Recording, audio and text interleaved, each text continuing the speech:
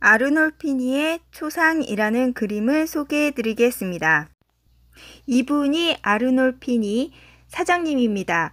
이탈리아 유명한 돈 많은 사장님이었어요.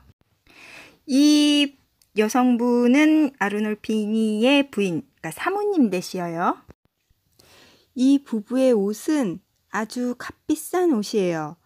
털이 달리고 금목걸이, 금팔찌에 돈 냄새 풀풀 나는 명품입니다. 포즈는 당시 결혼을 약속하는 포즈라고 합니다. 그런데 여기는 교회가 아니라 일반 가정집이라는 게 이상합니다. 이 부부가 돈이 없어서 혼인신고만 하고 식을 못 치렀나? 아닙니다. 당시에도 그림값은 비쌌습니다. 당시 얀바나이크 선생님이 이 동네에서 꽤 유명한 화가였어요. 교회에 가서 결혼식 하는 게 비용이 훨씬 덜 들었어요. 왜 아르놀피니 사장님은 집에서 결혼식 하는 포즈를 취하고 얀바나이크 선생님은 그걸 왜 그렸을까? 얀 선생님은 거울에 자신으로 추정되는 사람과 또 한 명을 더 그렸습니다. 연도까지 쓰고 글씨까지 써요. 내용은 여기 얀바나이크가 있었어요 입니다. 많은 전문가, 호사가, 학자들은 이 그림이 왜 그려졌을까 궁금해합니다. 결혼을 상징하는 소품들로 가득한데 결혼하는 그림을 왜 그렸을까? 사모님을 너무 사랑해서 아르놀피니 사장님이 그렸다는 설도 있습니다.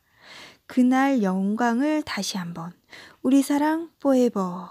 그런데 결혼 그림이 당시에는 보편적이지 않았어요. 사랑하는 아내를 너무 사랑해서 그 모습을 그림으로 남길 수가 있는데 거의 초상화예요. 결혼기념 사진이라는 건 나중에 나온 개념이에요. 결혼하는 모습을 그리는 일은 특이한 일이에요. 혼인잔치를 그릴 수는 있어요. 가나안의 혼인잔치 뭐 이런 거. 부를 과시하기 좋아하는 왕족들도 하지 않는 일을 사업하시는 사장님은 왜 하셨을까? 그래서 나오는 설이 이 그림은 혼인증명서였다는 거예요. 아르놀피 사장님은 교회에서 결혼식을 못했거나 교회에서 결혼을 할 수 없었어요. 왜냐? 사모님이 이미 죽었기 때문입니다. 참고로 이 사모님 풀네임은 지오반나 체나미 여사입니다. 이분도 돈 많은 은행가 집안이에요. 돈 많은 체나미 여사가 죽었으니까 당연히 유산이 있습니다. 아주 많이요. 체나미 여사가 결혼을 안 했으면 유산은 그 여자 집안의 것이 돼요. 만약 결혼을 했으면 남편 것이 됩니다. 슬슬 막장 드라마가 됩니다. 아르놀피 사장님은 결혼을 했어. 근데 교회에서 못했어. 부인은 죽었어. 결혼을 증명할 길이 없네. 두 사람은 자식도 없었어요. 아르놀피 사장님과 처가 식구들의 유산 상속 재판이 들어갑니다. 당시 재판소는 거의 종교 재판소예요. 오늘처럼 법원, 판사, 관료가 발달되지 못했어요. 판사는 카톨릭 사조들이에요. 사제 입장에선 교회에서 결혼을 안 했으니 유산은 처가에게 가야 된다고 생각할 거예요. 이미 처가 가문도 돈이 많으니까 결혼을 증명할 하인이나 친구들을 모두 돈으로 매수했을 거예요. 뻔합니다. 사제들도 무조건 교회에서 결혼을 안 했으면 결혼 아님! 이렇게 꼭 막히진 않았어요. 합리적인 증거만 있으면 아르놀피니 사장님 편을 들 수도 있는 여지가 있었어요. 그래서 증거로 나온 게 이 그림입니다. 현대인의 시각으로 보면 이 그림은 체나미 여사 사후에 그려졌을 가능성이 큽니다.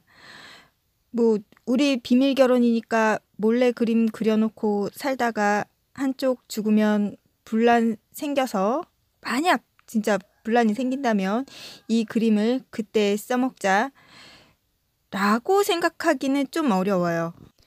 부인이 갑자기 죽고 유산 상속 재판이 발생하니까 집안 소품 다 챙겨놓고 아르놀피니 사장님 그리고 죽은 아내와 몸매가 비슷한 모델을 세워서 그렸을 거라 추측됩니다. 오늘날 유산 상속 정쟁에서는 이러한 그림은 증거가 될 수 없어요. 조작이 가능하니까. 하지만 당시는 15세기입니다. 이 시대에는 이런 사실적인 유화 그림이 막 생기기 시작할 무렵이었어요. 그 전에는 평면적인 기법으로 그렸는데 좀 더 입체적이고 사실적인 표현이 가능한 유화가 발명된 거예요. 그러니까 되게 혁신이 생긴 거예요. 예를 들어서 문자하고 전화만 했던 핸드폰을 쓰다가 갑자기 스마트폰이 나타난 거예요. 아니면 음성통화만 하다가 영상통화가 된 거예요. 아마 이 그림이 법정에서 공개되었을 때 사람들은 놀랐을 거예요. 너무 사실적인 그림이니까.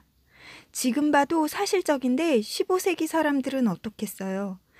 처가 식구들은 아름다운 누이자 딸의 모습에 감동을 하고 재판을 주관한 사제는 놀랍도록 사실적인 표현에 눈물을 흘리며 기도를 하지 않았을까요? 재판은 아르놀피니 사장님에게 유리한 결과로 되었을 거예요.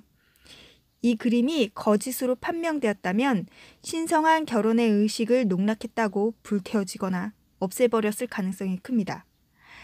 그러나 지금까지 이 그림이 존재한다는 걸 보면 이 그림은 종교재판소의 합리적인 사제의 눈에도 충분히 납득이 갈 만큼 결혼의 신성함을 표현했습니다. 현대인의 상식으로는 이해가 안 가지만 이 당시에는 불에 사람을 태워서 죄의 유무를 판결하고 결투를 해서 이기면 무죄, 지면 유죄 되는 세상이었어요. 지금으로 보면 비상식적이지만 이 당시에는 이러한 미개한 방법이 통용되었던 시절이었습니다. 그에 비해 얀바나이크 선생님의 그림은 너무나 합리적인 증거였을 겁니다. 사실적인 그림을 그리기도 힘든데 죽은 사람을 똑같이 그렸으니 거짓일 리가 없다고 당시 사람들은 생각했을 겁니다.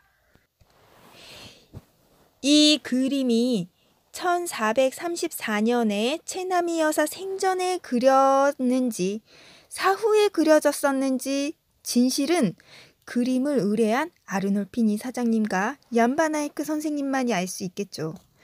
이 그림이 지금까지 회자되는 이유는 사후에 그려졌을 가능성이 농후하기 때문입니다. 신의 대리인을 속인 천재 예술가, 신이 주신 재능이라는 축복을 이용하여 결혼의 신성함을 재현한 자가 바로 얀바나이크입니다.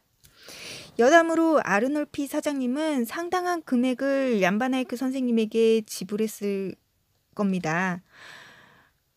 사람도 더 써서 인건비도 더 많이 나오고 제작 기간도 많이 걸리고 또 이 유화라는 게 재료비가 더 비싸요. 이거밖에 안 주면 나 안 그려. 나 이거 안 그리면 당신 어떻게 되는지 알지?